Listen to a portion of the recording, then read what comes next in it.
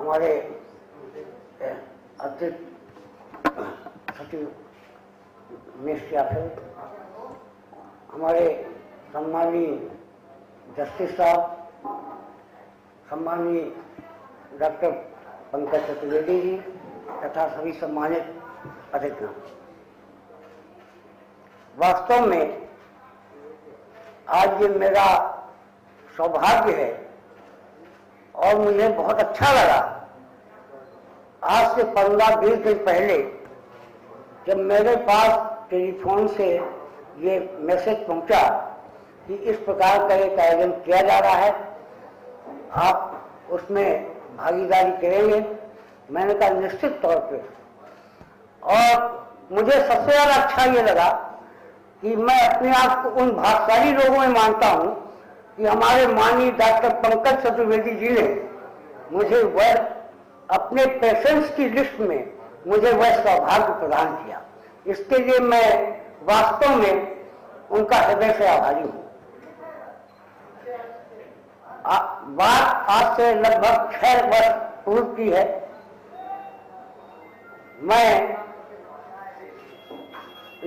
कानपुर में रतन cancer centre में पहले अपना इलाज कराया। मेरी रेडियोथेरेपी हुई थी। उसके बाद मैं एम्स गया, अपोलो गया और वहाँ जो एम्स के स्पेशलिस्ट थे डॉक्टर, उन्होंने देखा, अपोलो में HOD साहब ने देखा और उन्होंने कहा कि भाई अब आपका बचना संभव नहीं है। मेरी पत्नी, मेरे बच्चे आप समझ सकते हैं कि जिसको कह दिया जाए कि आपको कैंसर है तो 50% तो वो उसी दिन मर जाता है जिसे डायलिसिस होता है। और उसके बाद जब डॉक्टर ये कहते कि अब आपका बचना संभव नहीं है और ईश्वर पर आप छोड़ दिए, लेकिन मेरी पत्नी ने हिम्मत नहीं हारी और उन्होंने कहा कि एक बार मैं टाटा जाऊंगी, चांस की बात एयर की बुकिंग भी होगी और हम लोग टाटा पहुंचे।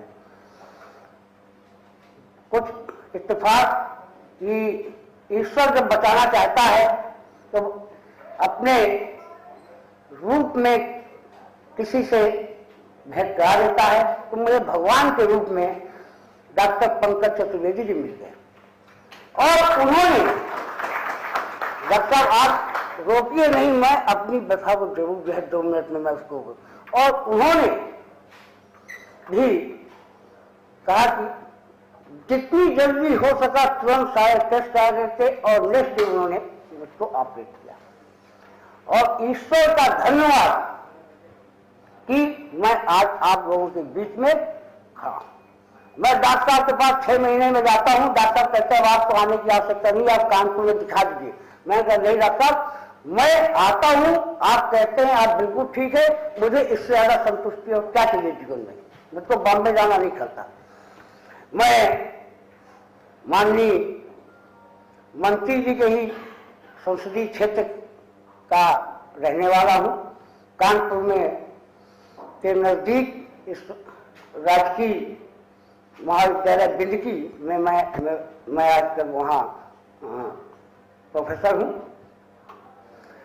मैं आज आपके सामने ये जरूर शपथ लेता हूँ, प्रण करता हूँ कि मेरा मानव जीवन अगर आज बचा है तो मेरा ये कर्तव्य है कि मेरे संपर्क में जितने लोग आएंगे उनसे मैं इस बुराई को खत्म करने का उनसे वचन लूंगा।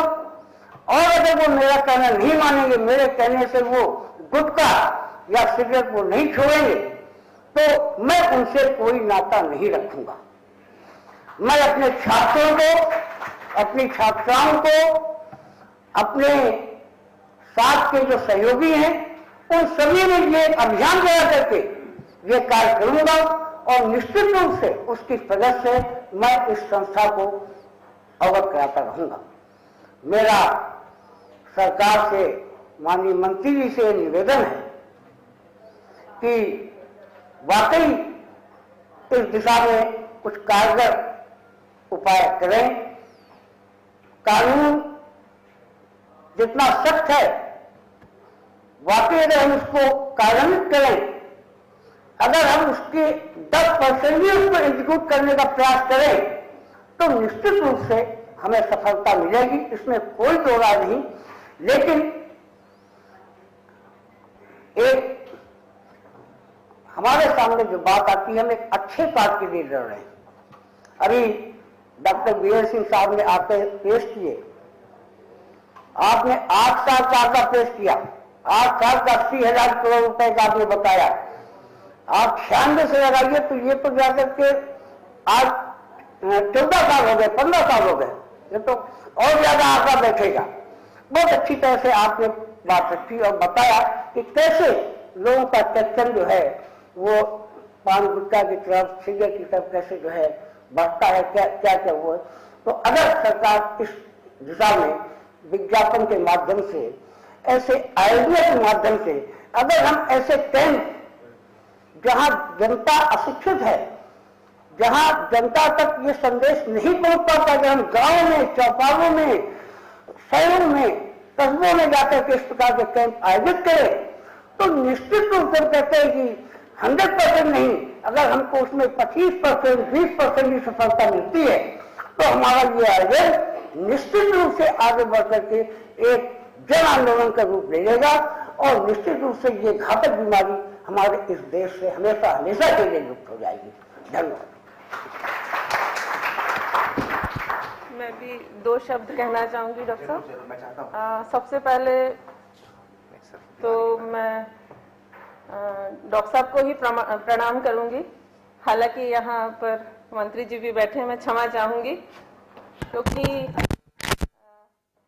केवल पहले लोग पढ़ते थे या सुनते थे कि डॉक्टर भगवान होता है, लेकिन वास्तव में अनुभव किया कि डॉक्टर भगवान जिस स्थिति में कानपुर से हम लोग बॉम्बे पहुंचे थे, और मैं बता दूं कानपुर से क्योंकि दिल्ली करीब है, दिल्ली पहले आए हम लोग, और दिल्ली में इस तरह का अनुभव हुआ और यहीं पर मैंने निर्णय लिया था कि अब टाटा हॉस्पिटल पहुंच जाना है। और वहां पर जिस तरह का ट्रीटमेंट मिला, जिस तरह का सपोर्ट मिला, मुझे लगता है कि केवल डॉक्टर साहब से ही मिल सकता है। और आज हम लोग यहाँ पर खड़े हुए हैं, आपके से मुखातिब भी हैं। एक बात की और भी खुशी है डॉक्टर साहब, मैं बता दूं आपको कि मेरे हस्बैंड केवल टीचिंग जॉब में ही नहीं है, वो टीचर ऑर्गेनाइजेशन में प्रेसिडेंट भी थे और उनका एक शौक था कि वो इस तरह के आयोजन करें और उसमें एक अच्छे वक्ता के रूप में वो जाने जाते थे।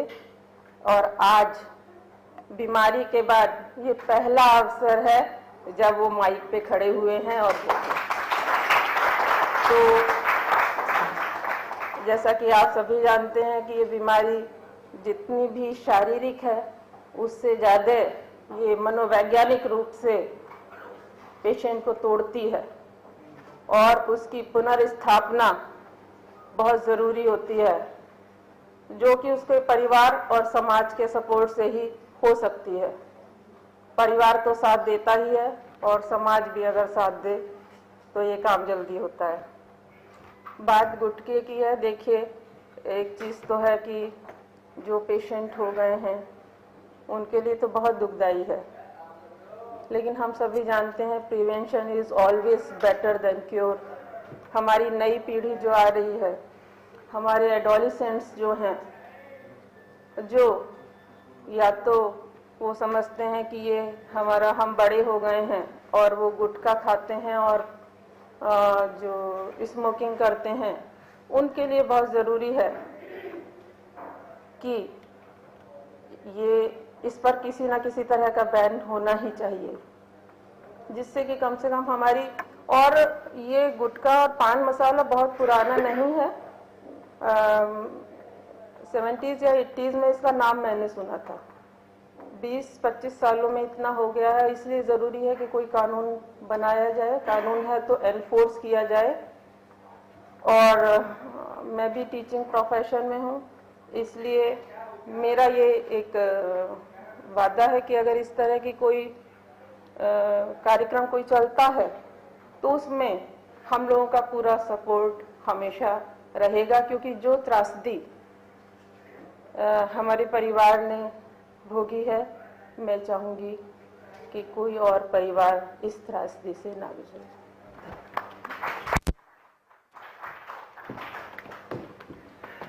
जैसा मैंने कहा कि ये अब युवाओं की बीमारी हो चुकी है। पहले ये बीमारी बुढ़ापे में हुआ करती थी, लेकिन अब ये बीमारी युवाओं की है। युवा वर्ग के लोग इस बीमारी से पीड़ित हो रहे हैं, क्योंकि ये परफ्यूम उन्हें बचपन में अट्रैक्ट करता है और जवानी में कैंसर देता है।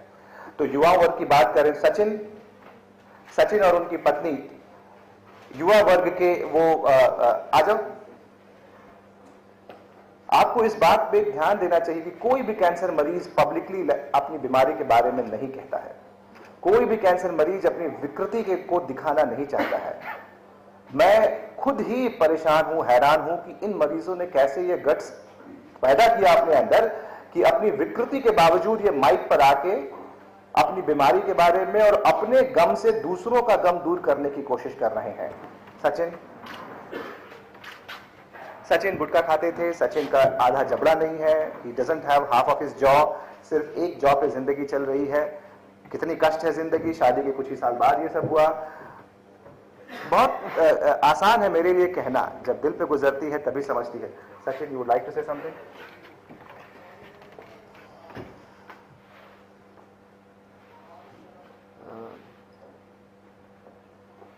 Respected all persons,